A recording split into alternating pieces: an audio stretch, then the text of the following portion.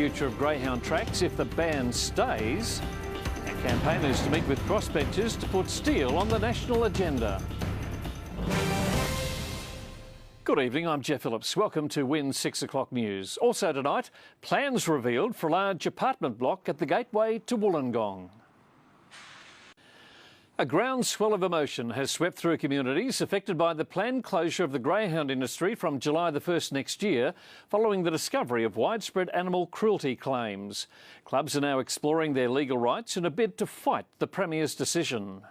It's the decision that's left communities reeling. Devastating news, as a lot of the people have been absolutely shattered by it. For 3.5 decades, the dogs have been Cole Brown's life. Looking at pictures of his prized runners, he says the entire industry's been punished for the mistakes of a few. So they were both race dogs. If they have live kills, they would be eaten out of a bowl with a cat. Animal activists rejoiced a second time today when the ACT followed suit.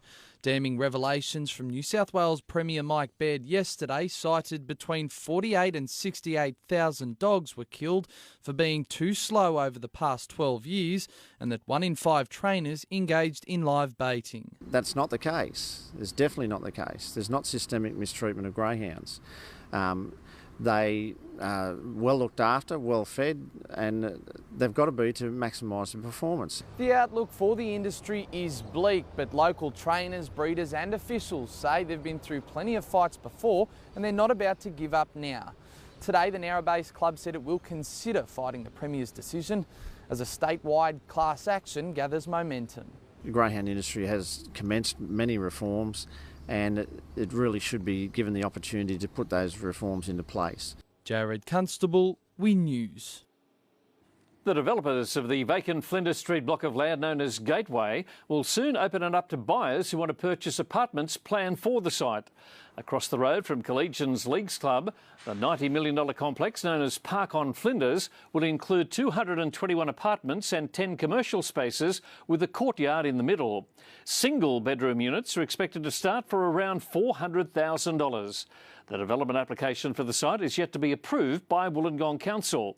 Colliers International will entice potential buyers by constructing a real-life display of the complex on Smith Street, which will open at the end of the month. Stay with us. After the break, a major road to be closed next week and a program helping to provide respite to siblings of children with a disability.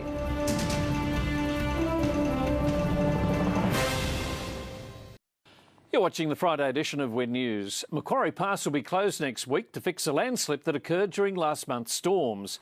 The road will be closed from 6 a.m. on Monday until 5 p.m. on Friday in both directions to allow heavy machinery to get onto the road. Light vehicles will be detoured via Jamberoo Mountain Road, while heavy vehicles will be detoured via the Hume Highway. It's no secret a day in the life of a family with young children can be testing. Caring for a child who lives with a disability can also pose a new set of hurdles, placing strain on parents and siblings. A unique family support program is helping to alleviate some of that pressure, and it needs your support.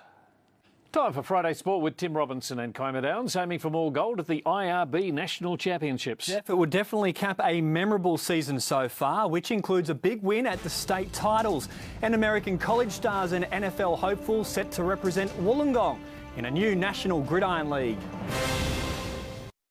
Kymer Downs Surf Life Saving Club will be looking to continue its gold rush as its IRB teams prepare for the Australian Championships at Mollymook in a fortnight's time. With a host of old and new faces, the state title-winning Ducky team is confident it can continue its impressive run.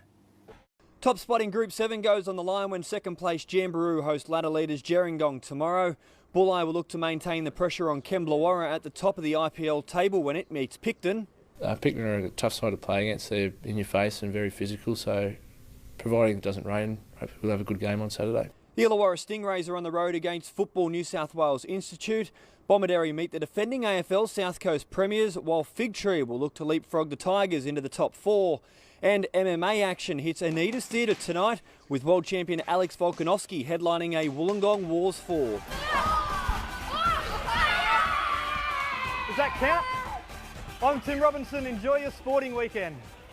Definitely shown up by some talented kids, Jeff. Upstaged right at the end by a little blonde fella that went like this. All the weekend weather details are coming up next.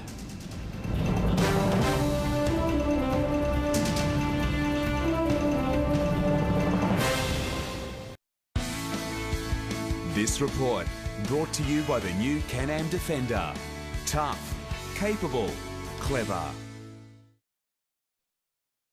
A cloudy day with widespread rain across the region. On the satellite, thick cloud over the slopes and ranges is generating showers, while on the synoptic chart, a frontal system will bring a cool change to WA and South Australia. Rainfall figures to 3 o'clock this afternoon range from 18 millimetres at Montague Island to 3 millimetres at Bellambi. Temperature-wise, Wollongong 16, Nowra reached 15, 16 for Bateman's Bay, 15 in Narooma, Merimbula 16, Eden 16. The forecast for the Illawarra on the Highlands, a partly cloudy day with a 30% chance of a shower and light winds. For the south coast, a partly cloudy Saturday with a slight chance of a shower and light winds. Seas are running at 1 metre on a 3 metre swell. The first tide tomorrow is a low at 5:53. Tomorrow, Eden and Merimbula to 17, Bega and Narooma 17, Maruya 18, 17 for Bateman's Bay, Ulladulla and Nowra, Bowral 13, Wollongong 12 to 18.